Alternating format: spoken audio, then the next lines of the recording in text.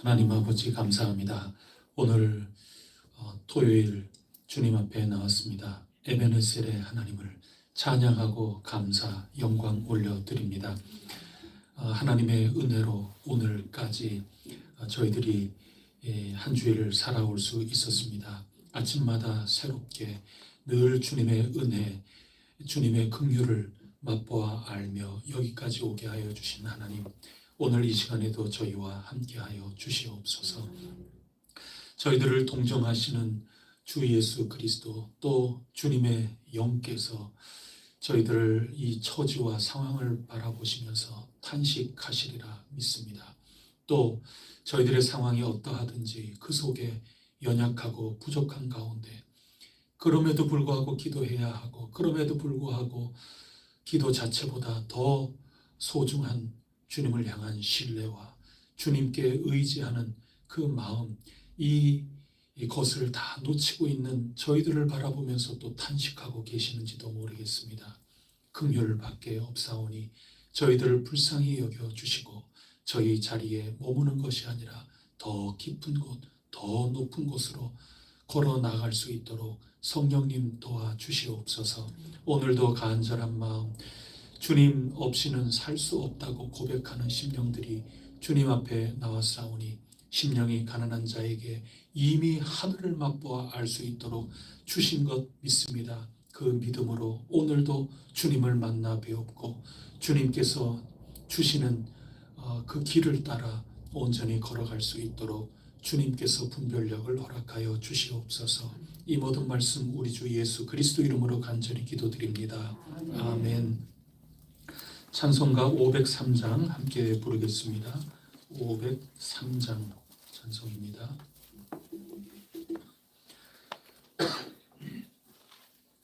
세상 모두 사랑 없어 냉랭함을 아느냐, 곳곳마다 사랑 없어 탄식 소리뿐일세.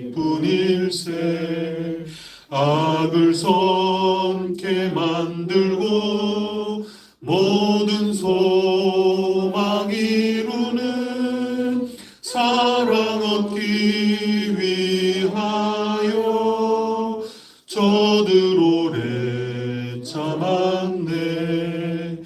사랑 없는 까닭에, 사랑 없는 까닭에 사랑 얻기 위하여 저들 오래 참았네.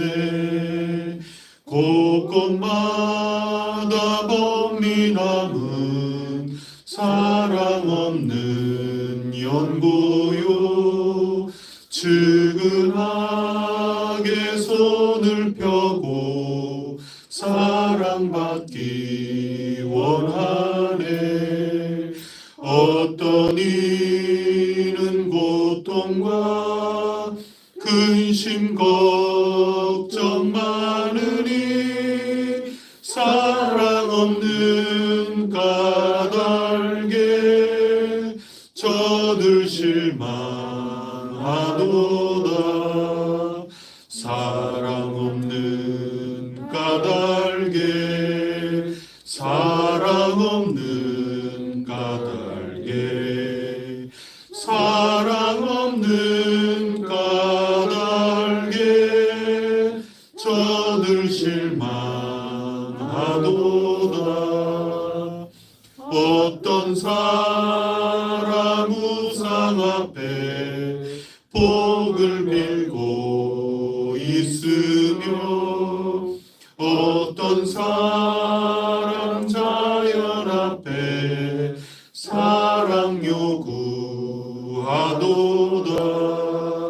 먼저 믿는 사람들 예수 사랑 가지고 나타내지 않으면 저들 실망하겠네. 예수 사랑 가지고 예수 사랑 가지고 나타내지 않으면 저들 실망하겠네. 기갈 중에 있는 영혼 사랑받기 원하며 아이들도 소리질러 사랑받기 원하네. 저들 소리 들을 때 가서 도와줍시다. 만민 중에 나가서 예수 사랑 전하세.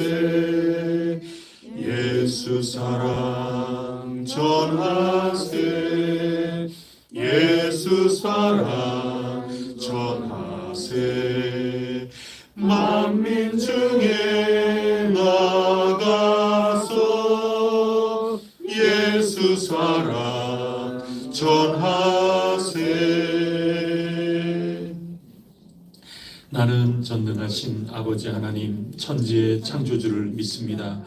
나는 그의 유일하신 아들 우리 주 예수 그리스도를 믿습니다. 그는 성령으로 잉태되어 동정녀 마리아에게서 나시고 본디오 빌라도에게 고난을 받아 십자가에 못 박혀 죽으시고 장사된 지 사흘 만에 죽은 자 가운데서 다시 살아나셨으며 하늘에 오르시어 전능하신 아버지 하나님 우편에 앉아 계시다가 거기로부터 살아있는 자와 죽은 자를 심판하러 오십니다. 나는 성령을 믿으며 거룩한 공교회와 성도의 교제와 죄를 용서받는 것과 몸의 부활과 영생을 믿습니다. 아멘. 오늘 우리에게 주시는 하나님 말씀은 예레미야 애가서 4장 11절로 22절까지 끝까지 읽겠습니다. 구약 성경 1149쪽입니다.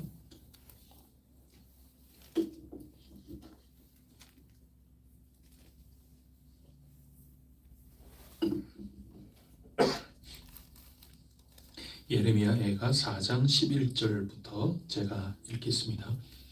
여호와께서 그의 분을 내시며 그의 맹렬한 진노를 쏟으시며 시온의 불을 지르사 그 터를 사르셨도다. 대적과 원수가 이스라엘 성문으로 들어갈 줄은 세상의 모든 왕들과 나라 모든 백성이 믿지 못하였도다. 그의 선지자들의 죄들과 제사장들의 죄악들 때문이니 그들이 성읍 안에서 의인들의 피를 흘렸도다. 그들이 거리거리에서 맹인같이 방황하며 그들의 옷이 피에 떨어졌으므로 아무도 만질 수 없도다. 사람들이 그들에게 외쳐 이르기를 저리 가라 부정하다 저리 가라 저리 가라 만지지 말라 하였으며 그들이 도망하여 방황할 때에 이방인들이 말하기를 그들이 다시는 여기서 살지 못하리라 하였도다. 여호와께서 도하여 그들을 얻으시고 다시는 돌보지 아니하시리니 그들이 제사장들을 높이지 아니하였으며 장로들을 대접하지 아니하였음이로다. 우리가 헛되이 도움을 바람으로 우리의 눈이 상하며 우리를 구원하지 못할 나라를 바라보았도다. 그들이 우리의 걸음을 엿보니 우리가 거리마다 다닐 수 없으며 우리의 끝이 가깝고 우리의 날들이 다하였으며 우리의 종말이 이르렀도다. 우리를 뒤쫓는 자들이 하늘의 독수리들보다 빠르며 산 꼭대기까지도 뒤쫓으며 광야에서도 우리를 잡으려고 매복하였도다. 우리의 곱김 곧 여호와께서 기름을 부으신 자가 그들의 함정에 빠졌으며 우리가 그를 가리키며 전에 이르기를 우리가 그의 그늘 아래에서 이방인들 중에 살겠다 하던 자로다.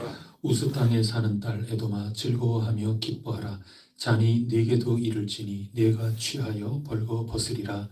딸 시온아 내 죄악의 흥물이 당하였으니 주께서 다시는 너로 사로잡혀 가지 아니하게 하시리로다.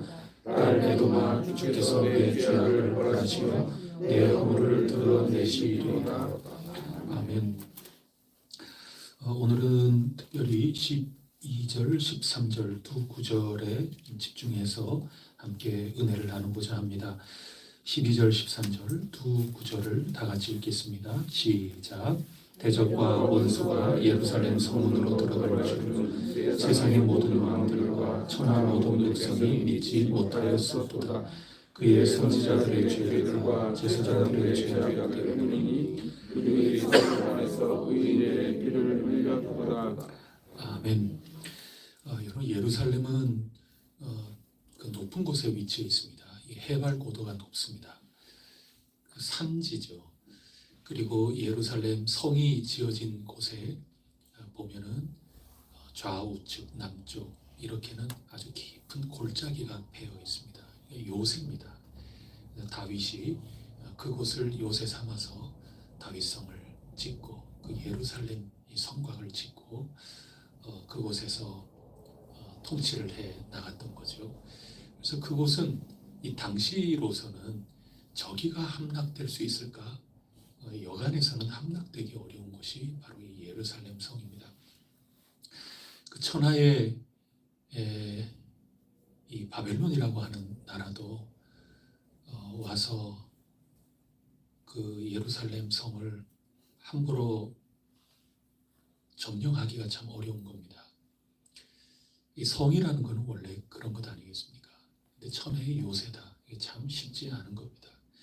1년 반 이상 그렇게 공격을 하고 압박을 하고 그래서 허물어지게 되는 것이 이 유다가 망해가는 그런 과정이었습니다. 잘 버텨내고 그런 거죠. 그러나 오늘 12절 말씀 우리가 읽은 것처럼 대적과 원수가 예루살렘 성문에 결국은 들어간 겁니다. 야, 예루살렘이 함락될 줄이야. 온 세상 모든 왕들, 천하의 모든 백성들, 모든 사람들이 이거 듣고서도 믿지 못할 정도로 그 요새였는데 이 모든 것들이 다 바벨론 앞에 허물어지고 말았다. 그게 현재 이 애가를 부르고 있는 겁니다. 도저히 있을 수 없는 일이 일어난 겁니다. 그 이유는 11절에 기록한 것처럼 여호와께서 심판하셨기 때문에 그런 것입니다. 왜 심판했나요? 그것은 이스라엘의 죄 때문에 하나님이 심판하신 거고 허락하신 거고 난공불락의 성이었지만 그것이 허물어졌고 허물어져도 그 뉴스가 전 세계에 퍼져나가는데 아무도 그걸 믿을 수 없다. 정말 믿기 어려운 일이다. 그렇게 얘기하는 일이 지금 벌어진 것입니다. 여러분, 대적과 원수가 성문으로 들어가서 그 성을 차지했습니다. 주인이 누굽니까? 바벨론이죠. 적군에게 다 함락됐는데 이제 주인이 누구예요? 적군껏 된 거죠. 원수께 된 겁니다. 성문으로 들어와서 다 점령을 하고 빼앗겼으니 이제는 내 것이 아닙니다. 원수의 것이 돼버리고 마는 거죠. 내 집, 내 겁니까? 아니죠. 이 도시, 우리 겁니까? 그게 아닌 거죠. 원수 것이 돼버리고 말았다. 이 슬픈 노래를 오늘 부르고 있습니다. 대적과 원수가 성문으로 들어갔다. 이렇게 기록하고 있는데 예수님도 이 문에 대한 말씀을 해주신 적이 있습니다. 요한복음 10장에 나는 선한 목자다 이렇게 말씀해 주시면서 이 강도나 또 훔치려고 하는 그 도적이나 이런 사람들은 절대로 문으로 들어가지 않는다. 양 울타리를 뛰어넘어서 들어간다. 그러나 나는 문으로 들어갈 뿐더러 내 자신이 문이다. 예수님께서 그러한 것들을 가르쳐 주시는 대목인데 여러분, 강도나 도둑질 하려고 하는 이들은 문으로 들어가지 않아요. 우리 이 건물 들어올 때도 우리 주인은 거기에 손가락 하나 딱 대면 지문을 해서 딱 열리는 거죠. 우리는 주인에게 허락을 받고 그러니 우리가 열고 들어온 거지만 사실은 주인이 열어준 것과 똑같은 거죠. 도둑은 들어올 수가 없어요. 도둑은 문으로 못 들어옵니다. 그냥 어떻게 해서라도 뚫고 들어와야 되는 거고 창문을 넘어 들어오든지 그렇게 해야 되는 거죠. 그래서 이 문으로 지금 들어왔다. 성문으로, 예루살렘 성문으로 들어왔다. 안타깝지만 주인으로 들어온 겁니다. 주권을 완전히 뺏겼다. 그런 말씀인 것입니다. 시편 24편 9절에서 10절까지 말씀 읽어드리면 이렇습니다. 문들아 너희 머리를 들지어다. 영원한 문들아 들릴지어다. 영광의 왕이 들어가시리로다. 영광의 왕이 누구시냐? 만군의 여호와께서 곧 영광의 왕이시로다. 그 시온 산, 그 영광스러운 거룩한 산에 있는 그 섬, 그 문을 열라 하는 거죠. 문들아 머리를 들라 말이죠. 들릴지어다. 이게 능동으로 쓰고 수동으로 쓰고 그렇거든요. 근데 이 수동으로 쓰는 것도 명령이 있기 때문에 거기에 올바른 응답하라는 거죠. 결국 응답해서 문을 들어야 되는 겁니다. 그러면 영광의 왕께서 들어가시는 겁니다. 누가 주인입니까? 영광의 왕이 주인이신 겁니다. 사도 요한이 복음서도 쓰고 그리고 서신서도 쓰고 요한계시록도 쓰고 그렇게 하는데 요한계시록 3장 20절에 보면 볼지어다 내가 문 밖에 서서 어떻게 해요? 문을 두드리노니 누구든지 내 음성을 듣고 문을 열면 내가 그에게로 들어가 그와 더불어 먹고 그는 나와 더불어 먹으리라. 그래서 예수님께서는 문을 두드리시는 분이시죠. 그리고 예수님은 문으로 자꾸 들어오려고 그러는 분이지 우리 삶 속에 그냥 마구잡이로 그렇게 들어오고 그렇질 않아요. 그래서 우리가 복음을 듣고 아 내가 죄인이구나 하는 것을 인정하고 내가 정말 연약하구나 그것을 인정하고 예수 그리스도께 우리가 주님 아니면은 나는 살 수가 없다. 그것을 인정하고 이거 문 여는 거죠. 그래서 주님께 활짝 문을 열면 주님께서 들어오셔서 우리 삶의 주인이 되어 주신다 하는 것입니다. 그래서 예수님께서는 문으로 들어오시는 분인 겁니다. 아무데나 들어오지를 않습니다. 부활하신 우리 주님 그분께서는 주인이시기 때문에 문으로 들어오고자 하시는 겁니다. 이게 사도 요한의 표현입니다. 근데 바울의 표현은 약간 좀 다릅니다. 똑같은 내용이지만 우리가 잘 아는 대로 갈라디아서 2장 20절 말씀을 보면 내가 그리스도와 함께 십자가에 못 박혔나니 그런즉 이제는 내가 산 것이 아니요 오직 내 안에 그리스도께서 사신 것이라. 그렇게 표현하지 않습니까? 요한에게 문을 연다고 하는 것은 바울에게는 내가 그리스도와 함께 십자가에 못 박혀 죽는 겁니다. 똑같은 내용을 달리 표현하는 거죠. 결국은 이게 뭐냐 하면 내가 그리스도와 함께 십자가에 못 박히든지 또 내가 문을 두드리시는 주님의 음성을 듣고 내가 아멘 하면서 주체적으로 결단을 하면서 문을 열든지 간에 주인이 되신다는 겁니다. 이제는 내가 산 것이 아니요 내 안에 그리스도께서 사신다. 주인됨을 고백하는 거고 주님께서 주인이 되신다 하는 것입니다. 하지만 오늘 유다 백성들은 어찌된 일인지 원수와 대적에게 성문을 활짝 열 수밖에 없었습니다. 그게 죄인 거죠. 하나님의 질서를 무시하지 않았습니까? 하나님의 법도를 무시하지 않습니까? 거룩한 플랫폼을 올바로 따르지 않은 거죠. 하나님을 섬긴다 하면서 다른데 몸과 마음 기웃거리면서 다 팔아 넘기지 않았습니까? 하나님이 세입자가 됐어요. 여러분 생각해 보세요. 이게 성전 그 앞뜰에 있는 제단 그거 북쪽 편으로 밀어놨어요. 그리고 저 원래 있던 그 자리에 아수르 지역에 있는 그거 본따 가지고 그거 거기다가 세워놓고 제사 드리고 그러지 않았습니까? 하나님이 새빵살이를 지금 하고 있다 하는 얘기입니다. 하나님 버렸다고 얘기하면 안 돼요. 여러분 이 사람들 하나님 절대로 안 버렸어요. 그래서 믿고 있는 게 있지 않습니까? 그래서 영화 찍었다 그랬지 않습니까?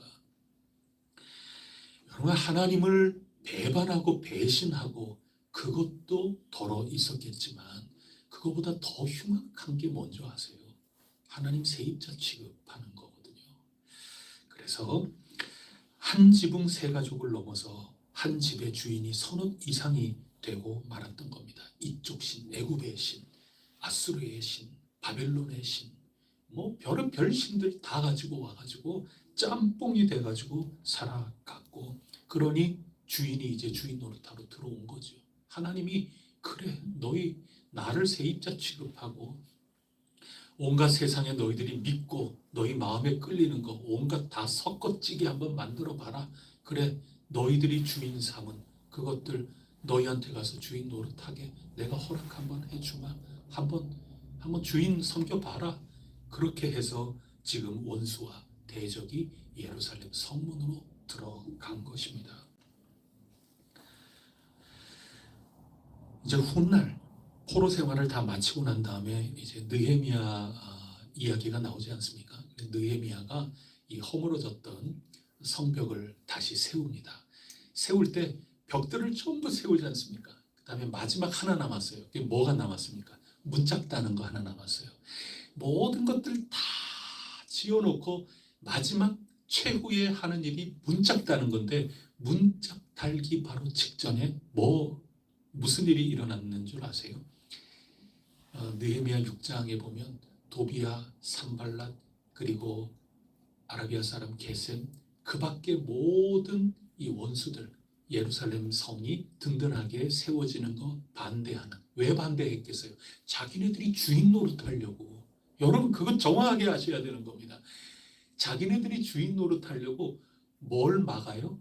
문짝 달기 전에 느헤미야 암살하려고 꼬시지 않습니까? 이쪽으로 나오라고, 우리 좀 대화하자, 우리 식사 한번 하자고. 느헤미야가 그 꿰매에 넘어가지 않고 문짝을 완전히 다는 겁니다. 문짝이 굉장히 중요한 겁니다, 여러분. 여러분의 문이 굉장히 중요해요. 누구에게 문 여실 거예요? 거기에 달려있는 겁니다. 문짝이 중요하다는 거 우리 원수와 대적이 더 잘 알아요. 바벨론이 성벽 넘어갖고 들어올 것 같아요. 그 사람들이 뭐가 아쉬워서? 그렇지 않아요. 주인 노릇할 사람들은 문으로 들어가는 겁니다. 그래서 느헤미야가 그 꿰을 다 이기고 얼른 문짝을 달아서 완성을 하고 7장 3절에 뭐라고 얘기하는가 하면 이렇게 얘기합니다. 해가 높이 뜨기 전에는 예루살렘 성문을 열지 말고 아직 파수할 때 곧 문을 닫고 빗장을 지르며 또 예루살렘 거민으로 각각 반차를 따라 파수하되 자기 집 맞은편을 지키게 하라. 질서 잡으라, 그 얘기죠. 장로교회에서 이 문짝 역할을 하는 게 뭔지 아세요? 당회예요. 당회의 가장 기본적인 제일 으뜸인 거의 전부라고 하는 거는 당회는 일하는 게 아니에요. 일하지요, 당연히. 근데 더 중요한 본질의 사명이 뭐냐? 그거는 감찰하는 거예요. 그래서 이 당회는 누군가에게 감찰받을 일도 해서도 안 되고 누구에게 감찰의 대상이 되어도 안 되는 겁니다. 누구에게 훈계받을 대상이 돼도 안 돼요. 그만큼 굉장한 자리예요. 그게 문짝이에요. 문짝이 잘 분별 있게 단속하고 도둑이 들어온다 그러면 그걸 막고 도둑하려고 오는 그런 모든 일들 이거 분명히 경계하고 바르게 질서를 잡고 이렇게 해야 되는 거죠. 그게 문짝이라는 겁니다. 아무나 들어와서 주인 노릇하지 않도록 성문을 아무데나 열지 말고 닫아야 될 때 꼭 닫고 그렇게 해야 된다. 그렇게 말씀해주고 있는 것입니다. 여러분, 문을 잘 단속하시기를 바랍니다.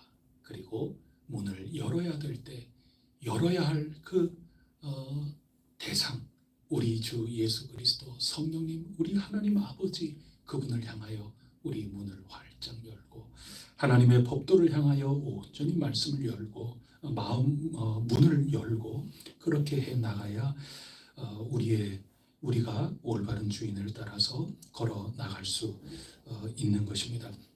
자, 그러면 이렇게 문이 느헤미야가 권면했던 것처럼 함부로 열지 말고 파수할 때, 이거 해가 질 때라는 얘기죠. 이제 어두컴컴해져 가지고 군사들이 경계를 설 그때는 문을 꼭 닫고 뭐 이런 것들을 분명하게 이야기를 했는데 도대체 주인이, 엉뚱한 주인이 들어와서 행세를 하게 된 원인이 과연 어디에 있을까? 여러분, 그게 우리 13절에 읽은 거에 나오는 겁니다. 그의 선지자들의 죄들과 제사장들의 죄악 때문이니, 그렇게 이야기를 하고 있는 거죠.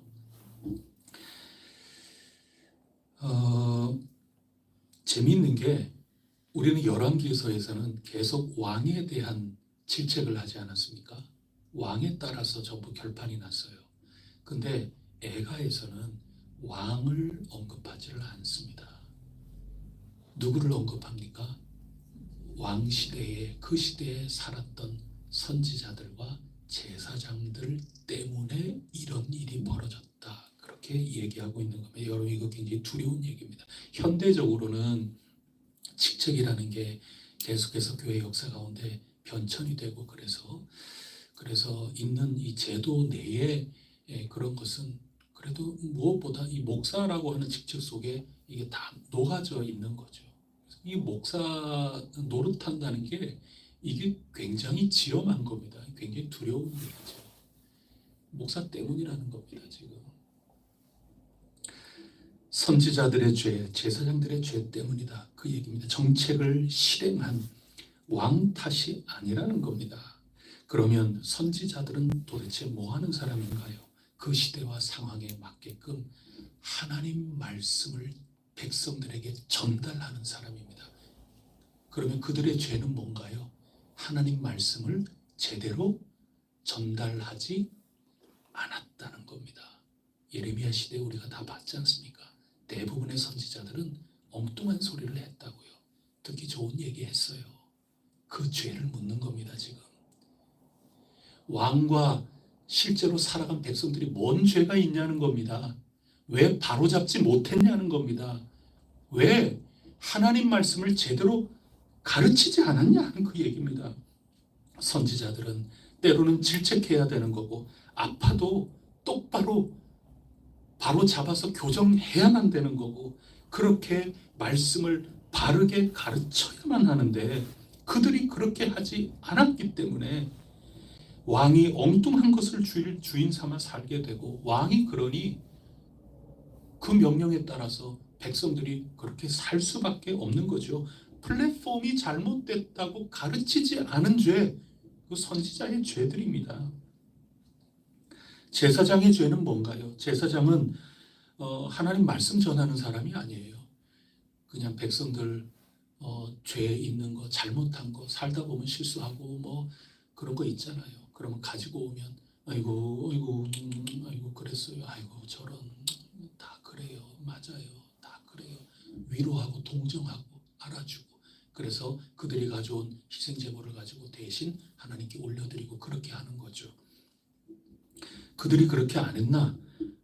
그건 아니죠. 그렇게 했겠죠. 너무 그렇게 해서 문제인 거죠. 죄인들을 위해서 그렇게 하는데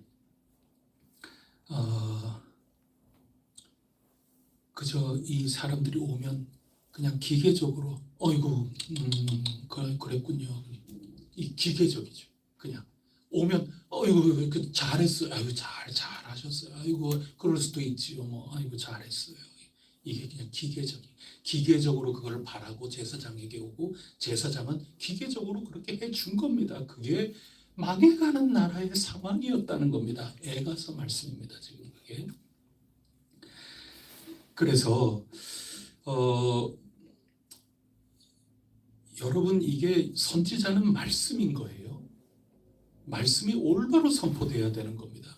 오늘 이 한국 땅에 있는 얼마나 수없이 많은 교회가 있고, 얼마나 많은 교역자들이 있고, 얼마나 강단에서 많은 이야기들이 하나님의 말씀이라고 선포되고 그렇습니까? 아주 인기 있는 말씀도 있고, 들으면 들을수록 아주 달콤한 그런 말씀도 있고, 어떤 말씀은 쓰디 쓴 것도 있고 뭐 그렇죠. 근데 이 시대에, 지금 우리 상황에 하나님이 우리에게 무엇을 지금 말씀하고 계시는가, 이 말씀을 올바르게 선포하고, 아파도 들어야 될 그 말씀, 그리고 그것을 듣는 마음, 이런 모든 것들이 없다. 그것을 선지자들의 죄라고 일괄해서 총칭으로 지금 말씀해주고 있는 겁니다. 말씀을 제대로 전하지도 않았고 말씀을 제대로 들으려고 하지도 않았던 그것이 이 선지자의 사역입니다. 그냥 위로 주고 위로 받고 그냥 그게 제사장의 죄고 그런 거죠. 여러분, 말씀 위에 굳건하게 서야 되는 겁니다. 그거 외에는 없는 겁니다. 말씀이 만약에 올바로 서지 않으면 우리 열왕기 하에서 읽은 것처럼 뭐 북왕국에는 호세아 시대나 남왕국 때는 므낫세 시대나 사술 그리고 뭐 박수 점치는 자 신접한 자 뭐 이런 사람들을 신임했다고 기록하고 있습니다. 이 두 아주 타락한 시대 아니에요? 그건 뭡니까? 그냥 다 신비적으로 나가는 겁니다. 그래서 여러분 교회 역사를 이렇게 쭉 관통해서 읽어보면은 말씀에 굳건하게 서고 데살로니가 사람처럼 말씀이 오늘 그래서 우리 해성교회는 그냥 계속 쭉 읽어 나가는데요. 이 쭉 읽어 나간다는 게 굉장히 소중해요. 그래서 우리가 살아가는 삶의 이 한순간에 오늘 우리에게 주시는 이 말씀이 어떤 의미가 있을까 그거 곱씹고 그걸 받아들여야 되고 그거 가지고 살아가야 되는 겁니다. 근데 그 말씀을 가지고 살아가는 게 이게 흔들려 버리면 어디 가서 위로를 받으려고 그러냐. 그래서 나오는 게 이 신비주의예요. 다른 한 극단이 형식주의예요. 그게 말씀을 올바로 듣지 못하면 위로받을 길이 없잖아요. 말씀을 제대로 받아들이지 못하고 말씀을 제대로 곱씹지도 않고 말씀을 붙들지 못하면 항상 어떤 시대든지 간에 양극단으로 갔습니다. 이번 주일이 종교개혁주일인데 그 가운데에서 올바르게 걸어가려고 말씀을 재발견하면서 나간 게 우리 선조들이라는 얘기입니다. 그래서 말씀이 굉장히 중요한 겁니다. 제 신학교 때 선생님 뭐 몇 차례 말씀드렸지만 항상 이 장로회 신학대학교에서 늘 강조한 게 있습니다. 100번 기도할 때 1000번 말씀을 읽어야 된다. 거기에 동의 안 할 분들 많이 있죠. 그러나 적어도 대한예수교 장로회 통합 측은 100번 기도할 때 1000번 말씀을 읽어야 되는 겁니다. 말씀이 나를 이끌고 말씀이 기도의 바탕이고 말씀이 기도의 기관차가 돼야 되는 거고 말씀이 기도의 마지막이 돼야 되는 거고 이 말씀에 흔들려 버리면은 양극단으로 빠져버리고 거기 가야 위로를 받을 수가 있는 거고 그런 겁니다. 그것이 오늘 우리 이 에가서의 슬픔의 내용인 것입니다. 제사장이 제 역할을 하지 못하면 그야말로 형식만 남는 거죠. 동정하고 또 위로해 주려고만 하고 또 동정받고 위로만 받으려고 하고 제사장은 그렇게 해주는 겁니다. 주체적인 결단과 의지가 사라집니다. 그냥 살다가 언제든지 가서 그냥 희생제사 가지고 위로받으면 나는 다 해결이 되는 거고 굉장히 기계적이죠. 그렇게 빠져버리는 겁니다. 재물 바치면 그만인 겁니다.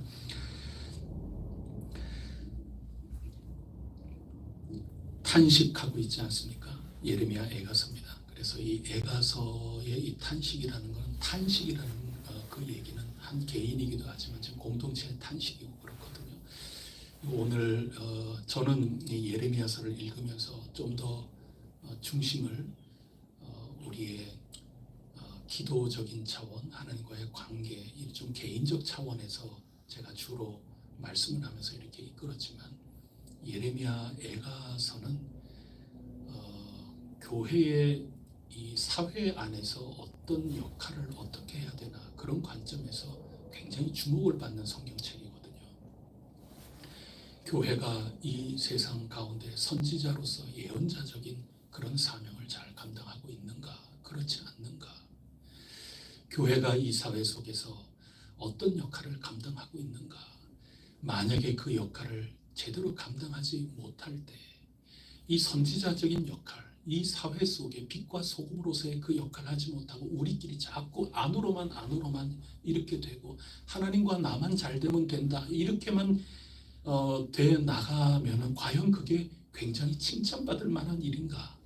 그거를 묵상하도록 해주는 게 예레미야 애가거든요. 그래서 오늘 우리가 읽은 이 말씀, 선지자의 죄, 제사장의 죄다. 그리고 이 속에 선지자가 더 앞서 이렇게 나와 있죠. 그리고 오늘 재미있는 게 16절 한번 보세요. 16절에 보면 여호와께서 노하여 그들을 흩으시고 다시는 돌보지 아니하시리니 그들이 제사장들을 높이지 아니하였으며 장로들을 대접하지 아니하였으며. 이들은 마땅히 대접받아야 될 장로, 마땅히 대접받아야 될 참된 그 제사장, 참된 장로들, 이들을 대접하지 않는 쪽으로 나갈 수밖에 없는 거죠. 그래서 앞에서 얘기했던 제사장과 뒤에 얘기하는 제사장은 좀 다르겠죠. 진정 어리게 하는 진정한 선지자, 말씀 위에 굳건하게 서지 못하면 진정하게 존중하고 존중받아야 되는 그런 모든 이들은 다 내팽겨치고 그 다음에 엉뚱하게 되는 그런 쪽으로 온 시대가 다 정신이 팔리게 되고 그렇게 되고 만다. 거기에 대해서 탄식하고 있는 겁니다. 귀하신 해성교회 교우 여러분, 우리 말씀 위에 굳건하게 서고 말씀 위에 서서 늘 하나님 앞에 온전한 응답으로 우리의 문을 활짝 열고 우리의 머리를 들고 그리하여 우리의 주인 되신 하나님 앞에 온전히 응답하여 나갈 수 있기를 바랍니다. 우리의 주인은 오직 우리 하나님 아버지 외에 누가 계시겠습니까? 우리 주 예수 그리스도 외에, 우리를 위해 하시는 성령님 외에 우리의 주인이 어디에 있겠습니까? 오직 말씀을 굳건하게 붙드시고 그 말씀 가운데 기도 생활하시고 말씀 가운데 주어진 그리스도인답게 살아가는 삶, 이 사회 속에서 열심히 빛과 소금으로 살아가는 그 삶을 살 때 이 탄식이 의미 있는 탄식이 된다. 그것이 오늘 우리 본문의 말씀입니다. 우리 해성교회가 귀하게 쓰임받기를 바랍니다. 오늘도 기도 가운데 문을 하나님을 향하여 영광의 주님을 향하여 활짝 들고 맞이할 수 있기를 축복합니다. 기도 올리겠습니다. 하나님 아버지 참 감사합니다. 하나님 아버지 이 탄식이 그냥 슬픔이 아니라 이 탄식을 통하여 이 사회를 어떻게 해서라도 올바르게, 이 공동체를 어떻게 해서라도 올바르게 가꾸어 나가려고 하는 그것이 이 탄식 가운데 담겨 있음을 저희들이 깨닫습니다. 하나님 아버지, 원수와 대적들이 주인인 양 문으로 들어와 버립니다. 하나님, 저희들 문단속할 수 있도록 성령님 도와주시고 오직 말씀으로 저희들 문을 열 때 열고 닫을 때 닫고 저희들이 질서 있게 나아갈 수 있도록 성령님 저희들 생각나게 해주시고 성령님 저희 마음밭에 뿌려진 그 말씀이 온전한 열매로 날마다 나타날 수 있도록 30배, 60배, 100배의 결실로 내려주시옵소서. 이 모든 말씀 우리 주 예수 그리스도 이름으로 간절히 기도드립니다. 아멘. 하늘에 계신 우리 아버지의 이름을 거룩하게 하시며 아버지의 나라가 오게 하시며 아버지의 뜻이 하늘에서와 같이 땅에서도 이루어지게 하소서. 오늘 우리에게 일용할 양식을 주시고 우리가 우리에게 잘못한 사람을 용서하여 준 것 같이 우리 죄를 용서하여 주시고 나라와 권능과 영광이 영원히 아버지의 것입니다. 아멘. 우리 주일 예배를 위해서 또 봉사하고 수고하고 애쓰는 모든 일꾼들을 위해서 기도해 주시기를 바랍니다. 그리고 우리 함께 하나님 앞에 우리의 문을 높이 들고 온전하게 응답하여 주님과 깊이 사귈 수 있기를 축복합니다. 기도하시겠습니다.